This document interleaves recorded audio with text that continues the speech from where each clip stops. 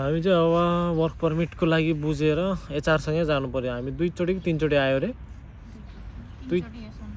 3 चोटि आयौँ यहाँनिर यो एमयुपी अफिसमा। 3 चोटि त्यतिकै फर्क्यौँ हामी।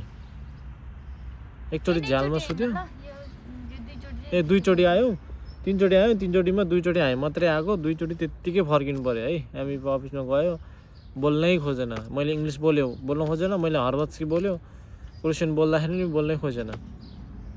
लास्टमा एचआरलाई भनेर बस आउनुपर्छ तिमीहरूको भन्यो, अनि मैले बस आउनुपर्छ भनेपछि अनि एचआरले आफ्नो टाइम मिलाएर एचआरसँग गएर कुरा गरेपछि लास्टमा केही होइन कि तपाईँको 2 मिनटको काम हो क्या। यसो कम्प्युटरमा सिस्टममा चेक गरेर यसको पुरानो पर्मिट क्यान्सल भएको छ कि छैन हेरेँ भनेर नयाँको लागि साइन गरेर प्रोसेसिङमा पुऱ्याइदिनु रहेछ क्या।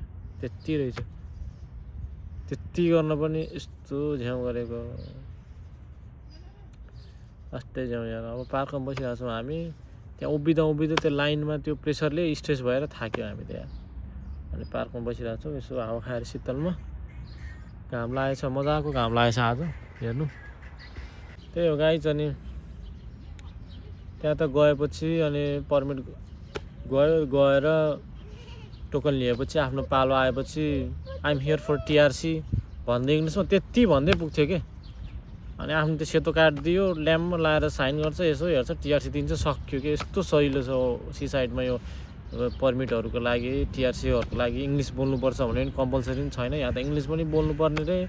अब क्रोसियन आफूलाई फाटाफुट्टा आउँछ, फाटाफुट्टा क्रोसियन त्यो बोले पनि बुझे पनि नबुझे जस्तो गर्ने हुँदैन बस लिएर भन्ने क्या। क्रोसियन बोले पनि नहुने। यहाँ त लास्टै झ्याउ जाग्रिबमा चाहिँ लास्टै मान्छे नि भिड भयो त ल पालो कुरेर गरौँ ल। तर बोल्नै नखोज्ने त इन्टरप्रिटर कहाँबाट खोजेर ल्याउनु, कहाँबाट ल्याउनु, पैसा तिर्नुपर्ने इन्टरप्रिटरलाई। बसहरू भने जस्तो हुँदैन, एचआरहरू उनीहरू आफ्नो काममा हुन्छ। अब झ्याउ क्या, लास्टै झ्याउ यहाँनिर क्रोसियाको जाग्रिबमा चाहिँ।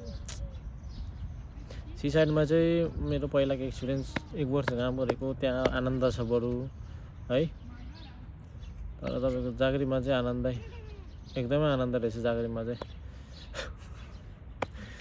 अब यो सी साइडमा चाहिँ तपाईँको पर्मिट आएपछि गयो, टिआरसी अप्लाई गर्यो, 1 महिनापछि टिआरसी लिनु गयो, सक्यो। अब यहाँ चाहिँ तपाईँको वर्क पर्मिट अप्लाई गर्नु कुर्नु पऱ्यो, क्रोसियन ल्याङ्ग्वेज बोल्ने मान्छे चाहियो। अनि त्यसपछि फेरि एड्रेस रे आफू। अब यहाँ त कम्पनीले दिँदैन जाग्रिबमा त एकोमोडेसन दिँदैन, आफैले रेन्ट खोज्ने हो कि आफू बालमा बस्ने हो कि आफूले एकोमोडेसन हेर्नुपर्छ।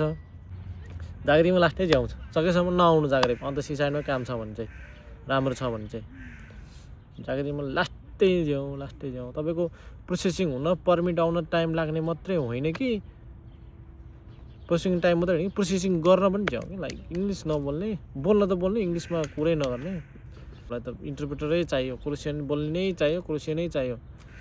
हामीले फाटाफुट्टा क्रोसियन बोल्यो भने त बुझ्छ नि होइन, उनीहरूले फाटाफुट्टा इङ्ग्लिस बोले जस्तै होइन। I'm here for work permit हामीले क्रोसियनमा जस्तै अब राजनीतिक दोष बोलो भन्ने बित्तिकै फर वर्क पर्मिट भनेर ठ्याक्कै बुझिहाल्छ नि, त्यति भने पनि होइन। गाइस हामी हाम्रो घर जाने बस कुर्दैछौँ। यहाँबाट हामी गाडी चढेपछि घर पुग्छौँ। त्यही हो, बिहानै 6 बजे उठेर लेफ्ट राइट हानेर यहाँसम्म आइपुग्यौँ।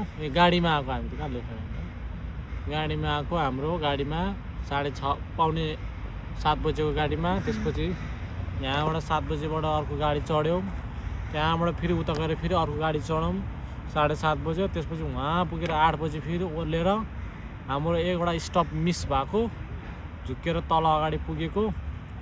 अनि त्यसपछि हामी 15 मिनट हिँडेर फेरि फर्केर 15 मिनट हिँड्नु पऱ्यो, 5 मिनट हिँड्नु पर्ने ठाउँमा स्टप छुट्टिएर बल्ल एमयुपी पुगेको थियौँ।